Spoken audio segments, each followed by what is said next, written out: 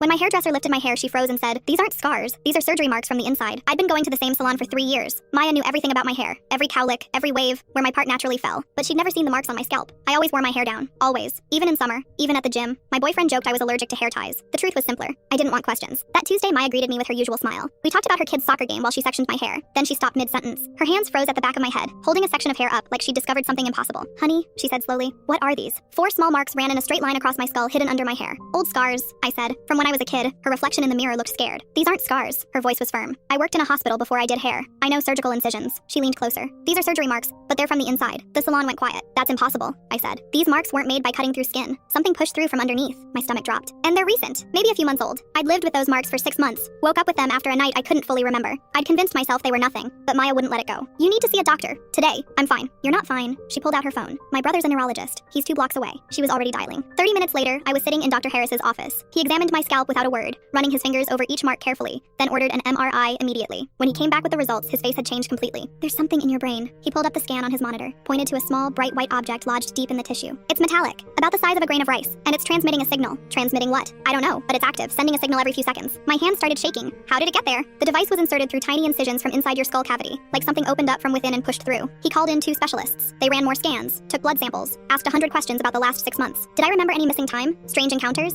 Anyone acting unusual? I thought back to that night 6 months ago. Went to bed normal. Woke up with a splitting headache and those marks on my scalp. Nothing in between. Just a blank space where hours should have been. One specialist, Dr. Kim, asked if I'd been having unusual thoughts or behaviors lately. I almost said no. Then I remembered the dreams. Every single night, the same dream. Walking through a white hallway toward a door I couldn't reach. And the numbers. Random strings appearing in my head throughout the day. I'd catch myself writing down on napkins, receipts, anywhere. I told them everything. Dr. Kim's face went pale. She pulled Dr. Harris aside. "We need to remove it," Dr. Harris said. "Tonight." "Why tonight?" 6 other patients came to us this month with the exact same thing. 3 of them are dead. My blood went cold. Dead from what? The device transmitted for exactly 6 months, then released something into their brain tissue. They died within hours. I looked at the calendar. 6 months to the day. How long do I have? Based on the pattern, maybe 12 hours? Surgery happened at midnight. I was awake for all of it. When it was done, Dr. Harris held up the device in forceps, a tiny metallic capsule still blinking with a faint red light. "Who did this?" "The FBI is investigating. 4 victims were connected to the same research facility." He checked my file. "You work at Harmon Tech?" I nodded. "Same company as 3 victims." "Why would someone at my company do this?" "Whatever you were working on, someone wanted to monitor it or control it." The FBI agents showed up the next morning. They asked about my work, my colleagues, anyone who had access to me that night. It took 3 weeks to figure it out. The company's head of security had been running unauthorized experiments on employees, testing neural implants for a government contractor. We were guinea pigs. He was arrested along with 4 executives. The transmissions weren't just monitoring us. They were programming us, planting suggestions, altering behavior, making us feed information to competitors without knowing it. The numbers I'd been writing, classified security codes from projects I didn't know I had access to. Maya saved my life that day. If she hadn't noticed those marks, if she hadn't known what surgical incisions looked like, if she hadn't pushed me to see her brother, I'd be dead. Sometimes I still catch myself writing down numbers I don't recognize. The doctors say it's phantom memory, my brain making sense of what happened. But late at night when I'm alone, I can't help but wonder if they really got all of it out, or if something else is still in there, waiting.